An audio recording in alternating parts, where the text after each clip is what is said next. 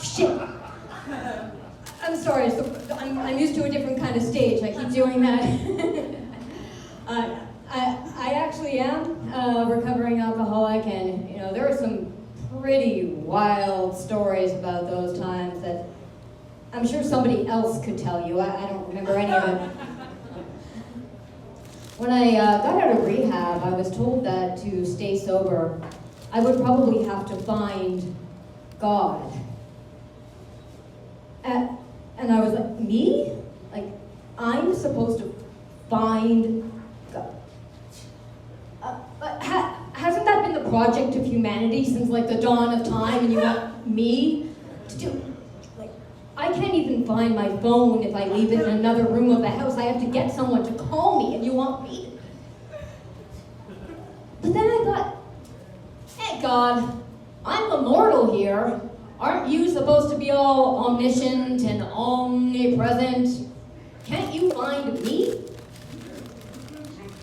Like, I'm waiting. Like, I don't know. There might be something greater out there. Like, what do I know? I'm just a monkey wearing clothes.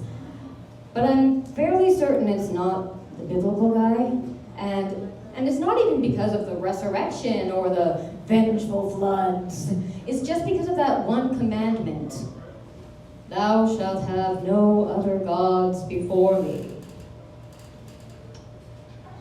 Why so insecure? God. Have you ever noticed the people that are super obsessed with how many followers they have on Instagram are never the actual A-listers? So I'm thinking this God is nervously watching you watching Vikings with a little bit too much enthusiasm, and he's shouting, no, fake gods, just me, I'm the real one. And it kind of reminds me of this super possessive boyfriend I had once who would just like freak out if I even talked to another guy. At a point, I was like, dude, it's my brother. And he's like, yeah, I know how much you like Game of Thrones. And he was like that because he knew he was a few fries short of a Happy Meal. And it kind of reminds me of this other boyfriend I had once, and oh my God, he seemed perfect.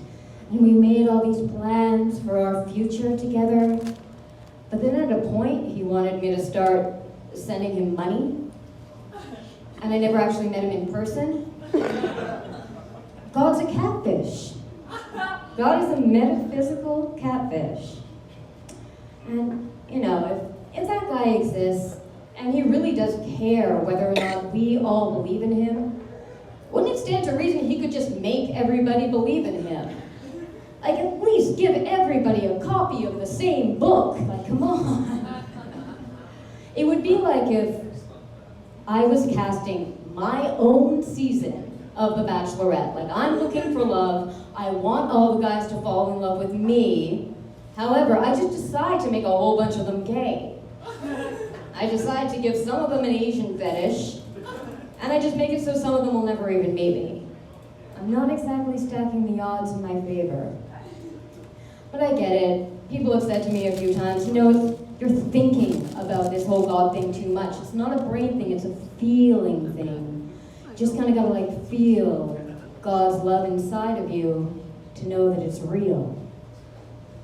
And speaking of The Bachelor, isn't that what the guy says to 2 out of the 3 final contestants before he dumps them on national television? They believed it was real. But, hashtag blessed. I've always hated people who say that, because to me, it sounds like a smug declaration that God likes me better than you. It's like there's some sibling rivalry with the Almighty Father. Really. It's like you are acknowledging that in life, some people get horseback riding lessons and a college fund, and other people are sold into human trafficking as children. But at least I'm one of Daddy's favorites! Just it's a heck of a lot easier to believe in Santa Claus if you always get gifts at Christmas. But I'm okay with it all now, because now all of this brought me to discover Buddhism. which has taught me that free will is an illusion and nothing is ever anybody's fault. So, if you didn't like my set, not my fault. And it's also not your fault if you became the kind of person who only appreciates dick jokes. Good night, thank you so much.